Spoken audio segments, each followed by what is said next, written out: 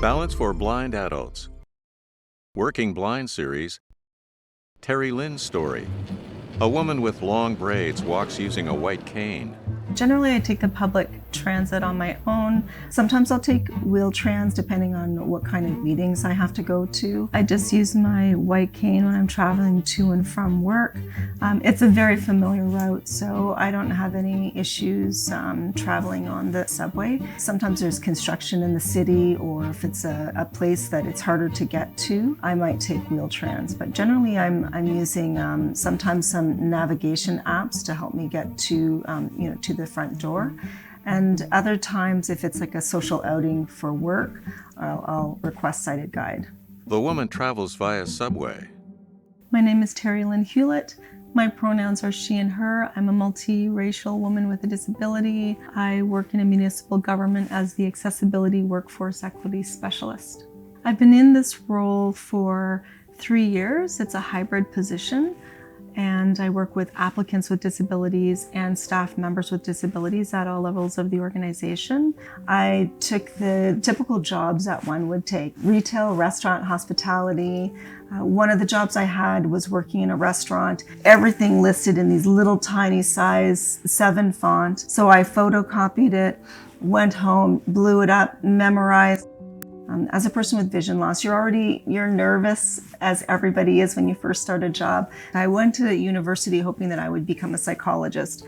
And then as I grew to learn more about social justice issues and intersectional disability, the cross-disability movement, I then, developed a love for working within the cross-disability community. There's about 10 of us on our team.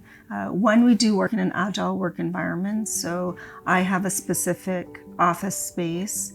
I, ask people if they would, self-identify, to say, hi, it's so-and-so, so I would know who was who. Say, for example, some of our team meetings, things will happen and I'm not quite aware.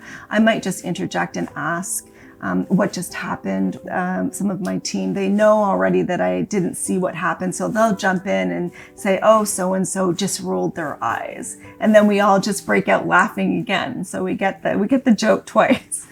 I just constantly tried to keep up with what's the technology that's being used now. And in the beginning, I was using my vision a lot more. So I was using screen magnification software a lot more. I did use VoiceOver, or screen reader rather, to help me read big paragraphs, because although I could see better and I wasn't using a white cane, I still had difficulty reading large text.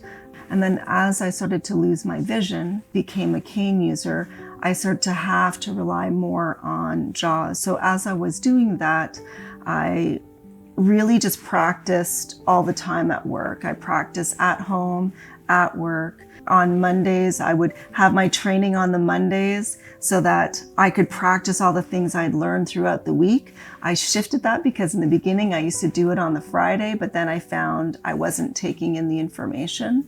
So I just found that I tried really hard to always keep up with the technology and just kept practicing. I think the thing that's really important to remember for managers, hiring managers, people leaders to remember is that flexibility or assistive devices or technologies or just making a meeting accessible in that way for the staff member, and it has a real impact on the person's morale and what they're bringing to the team.